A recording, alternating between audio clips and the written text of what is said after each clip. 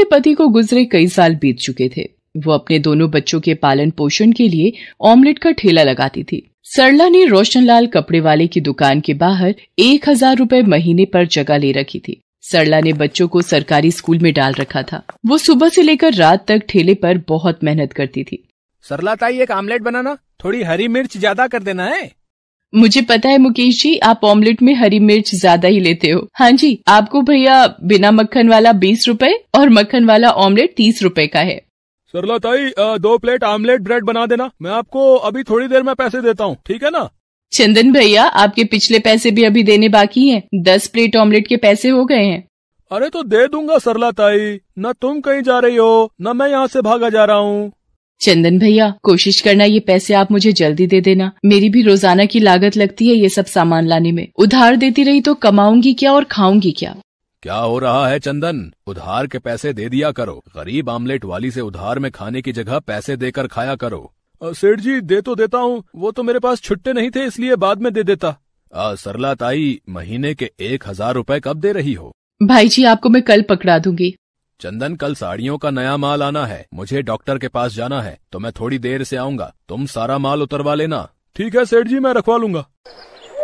अगले दिन रोशनलाल डॉक्टर के पास चला जाता है। चंदन दुकान पर साड़ियों का माल उतरवा रहा था, तभी उसका दोस्त मदन आ जाता है।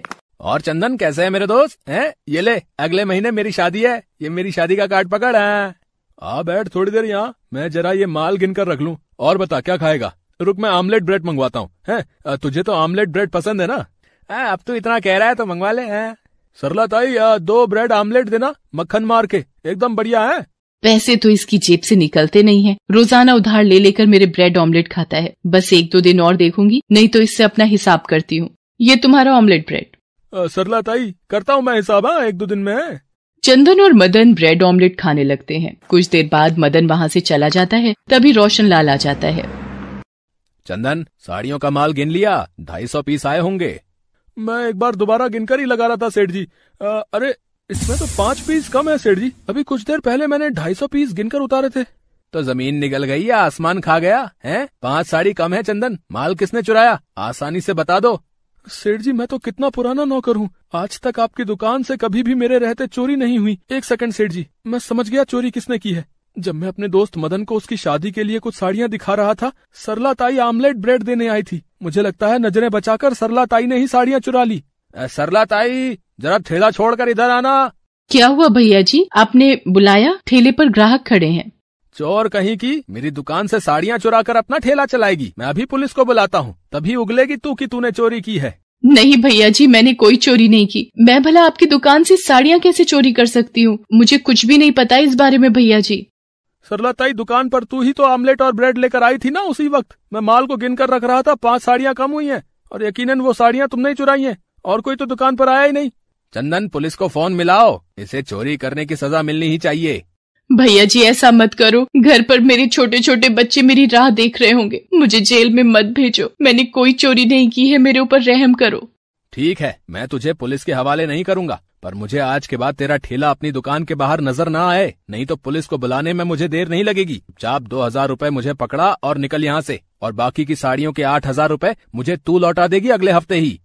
सरला फूट फूट कर रोती हुई 2000 रुपए रोशनलाल को देकर अपना ठेला उसकी दुकान के आगे से हटा लेती है। पर एकदम से ग्राहकों से बंधी हुई जगह छूट जाने से सरला के काम का बहुत नुकसान होता है। सड़क पर बने एक खंबे के सहारे वो अपना ठेला लगा तो लेती है, पर पहले उसका ठेला बाजार के बीच में था, इसलिए ग्राहक बहुत आ जाते थे। अब कॉलोनी की जगह होने की वजह से ग्राहक भी नहीं आते थे, और ऊपर से जगह के भी 2000 रुपए और देने पड़ते थे। सरला बहुत परेशान रहने लगी थी। उसकी कमाई बिल्कुल ना के बराबर हो गई थी। ऊपर से उसका मन खराब था कि उस पर चोरी का झूठा इल्जाम लगा हुआ था। वो ज्यादा कुछ बोल भी नहीं सकती थी, उसे बच्चों की चिंता थी। एक दिन, माँ, मेरा स्कूल का स्वेटर छोटा हो गया है, मेरे लिए नया स्वेटर ला दो माँ।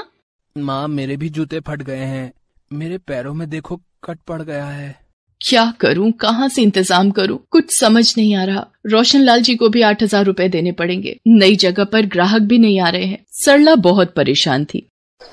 अगले दिन उसे वापसी के लिए थोड़ी देर हो गई। पता ही नहीं चला रात बहुत हो गई है। जल्दी से ठेले का सामान बांध लेती हूँ, बच्चे भी राह देख रहे होंगे। बहुत अंधेरा है यहाँ पर तो, लगता है खंबे की लाइट गई हुई है। ये रोशनलाल जी की दुकान अभी तक खुली हुई है, पर दुकान में अंधेरा क्यों है? अरे ये तो चंदन और उसका दोस्त मदन है। रोशनलाल जी कहीं दिखाई नहीं दे रहे, कुछ तो गड़बड़ है। ये दुकान की साड़ियाँ गाड़ी में क्यों रख रहा है, और वो भी इतनी रात में? रोशनलाल जी को फोन करके पता करती हूँ। सरला रोशनलाल को अपने मोबाइल से फोन मिलाती है और सारी बात बताती है, जिसे सुनकर रोशनलाल हैरान हो जाता है और वो सरला के कहने पर दुकान पहुंचता है। अरे सेठ जी, आप इस वक्त मैं दुकान में माल को चेक करने। इस वक्त तुम कौन सा माल चेक करने आए हो? और ये मदन क्या कर रहा है तुम्हारे साथ? मैंने तुम्हें चाबी इसलिए पकड़ाई थी कि मुझे सुबह किसी जरूरी काम से बैंक जाना था, ताकि तुम दुकान जल्दी खोल सको। विश्वासघाती, तुम चोरी कर रहे थे मेरी दुकान से, हैं? वो तो अच्छा है सरला ताई ने यहाँ से गुजरते हुए तुम्हें देख लिया और मुझे फोन पर सारी बात बताई।